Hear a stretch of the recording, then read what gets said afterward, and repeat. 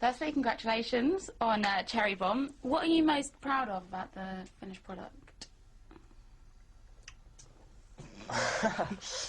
I suppose during the course of this interview there'll be large pauses where we think about our answers, but it's not that we're not listening, it's just that we're trying to construct the answer in our head. Yeah, it was a long time ago, wasn't it? Yeah, it's been like 2 years. We're supposed to remember stuff. What was the question again? Do you want to go for a drink? What are you most proud of about the finished product? Oh yes. Well, I must say I'm very proud of the film as a whole. You know, from the whole experience. I think everybody's performances were outstanding, and honest to God, and altogether, it's just it's a lovely thing to be part of. I'm very proud. Yeah, I'd say pretty much exactly the same. Yeah. Yeah, it's just a really cool film, really. Yeah, I think it's exactly. It's a cool, fast-paced film that's going to see the world now. You know, and that's quite proud of that as well. You know. Mm.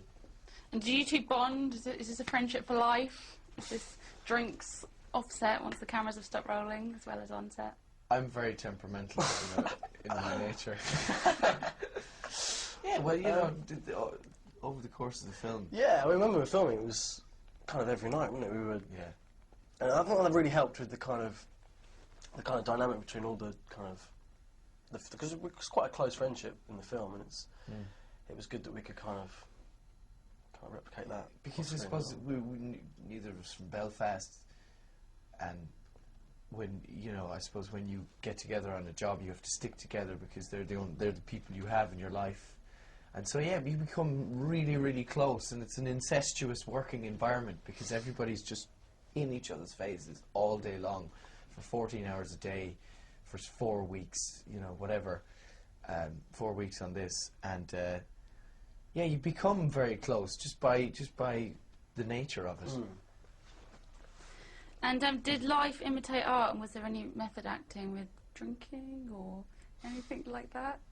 Life imitated art, absolutely. Art imitated life, whichever one you want to go in order.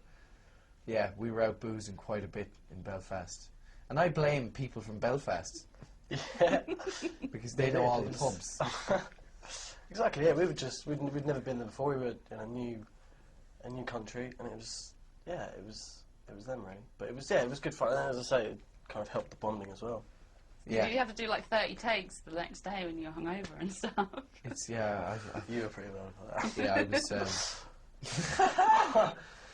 no, well now, because, yeah, there were a few mornings when we were completely exhausted, sapped of all energy because we'd been out the night before.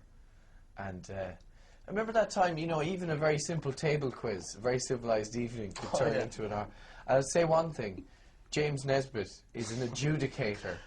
He's an encourager of the partying. And yes, he's an older actor. He should be a finer example, but he's not. Yeah, he's a bad influence, Jimmy. And if you're watching this, had some good times. Yeah. There's obviously a huge pressure for girls, but you both did topless scenes in the film. I was wondering if there's a body image pressure for boys as well. Yeah, I suppose there is. If you're not confident with the way you look, you're going to feel nervous getting your kit off, especially on camera. Yeah, I don't know. I think it's easy. I think it's easier for boys, really. Yeah. Yeah, I mean, cause there was I had kind of my first kind of sex scene, really, and that was quite a traumatic experience. But I mean, I think I think Kimberly found it a lot more kind of embarrassing, really. But, was it her first as well? It was, yeah. So we were both kind of in the same kind of situation, but and it's just such a weird thing, anyway. Just kind of being in a room with kind of 12. Yeah, and it's you know, from my experience, it's the most unsexy experience for something that is supposed to be sex, you know, because you've got 4 or 5 guys around you, you know, all holding boom. Just stood there and you're like, okay, ready? Okay, I have to just kind of fire into it and give it a lot of oomph. and hope for the best. But yeah, it's always a bit of a struggle, I think, that kind of stuff, isn't it? And watching it back, does that make you just kind of relive it all again, or are you like, oh yeah, that's all right, actually? It's a mix, I think. I mean, the way it was done, actually, this particular scene, it was quite suggested. It wasn't really that explicit, so it wasn't too embarrassing. But I did one and watched it back recently and was so very ashamed. Just that awful cringy butterfly feeling you get, and you go, "Oh God, that's just been on national television, and there's nothing I can do about it." And that's a horrible, horrible feeling. What was that Worse for? than doing it. What was that for? That was a show called Misfits. Yeah. Moving on. There are a few tender exchanges between you two in the film that often lead the audience down the path, will they, won't they do this threesome? If one had been written into the script, or a same-sex kiss, would you have been comfortable doing so? there is actually a moment in the film, I think it's in amongst all the party, and we do look like we're about to kiss. Yeah. So this morning, look, Yeah. I like that. And I suppose to answer the question, no, you wouldn't be comfortable, because it's never comfortable, I suppose, doing that stuff. It's more of an enduring effort.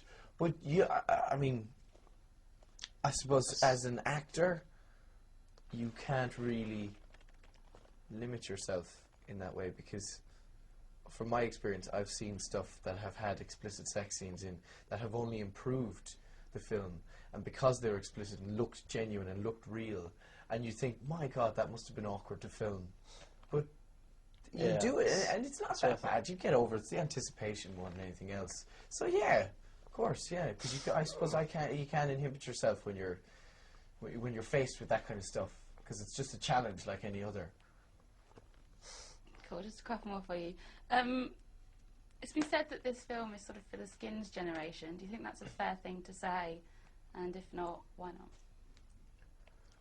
Yeah, I suppose it's quite an obvious kind of comparison, because it's kind of showing us kind of quite a dark side of kind of teenagers really, and yeah, I just think it's just really cool. Yeah, I suppose it is a Skins generation thing, because it has similarities even in the way it was made, you know, because it's dark party atmosphere, teenagers, but with a real stylized method to it, and there's a massive, you know, populace of young people who watch Skins and love Skins, and Skins, I suppose, is the program for that group, and I think this will appeal to them if they want to go see it. Go see it. Go see it, will you? It's better than Skins. I know it's not. I'm only messing. I don't know. I don't really want. I haven't seen Skins. And finally, I've got one individual one for each of you. Robert, obviously you're in a show called Misfits. Yeah. Do you think actors need to be a little bit of a misfit themselves to get noticed and excel in this industry? I think as a person, as a character, or whatever, it is good to probably have an air of misfit about you. Not misfit in the sense that you're going around breaking the law or getting pissed and going to an audition, but just in the sense that you're a witness of the world, and you're part of it, and you're actually experiencing real things, because that's what makes you you, I suppose. And if you are a character, a colourful character, big force of nature, it's I suppose because it's a good thing, because you're working with filmmakers, you're working with people who either react well to you or don't, and if you're an amicable person or an attractive person, I'm sure it'll help. Yeah. So misfit equals attractive person. QED. And Rupert, finally, was there pressure on you when Daniel got lots of attention with Equus, and Emma was getting Fate of Burberry and all this stuff? His name's Jeff. And is there always pride for your co-stars, or is there sometimes jealousy as well if you're...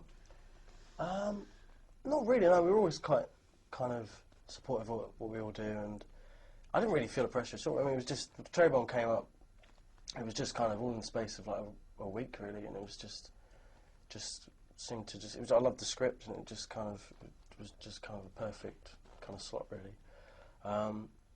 But yeah, no, there's no kind of. We're not really that competitive, really. I mean, it's just we're all kind of quite good mates, really. So it's we like kind of seeing everyone kind of do well. So it's good.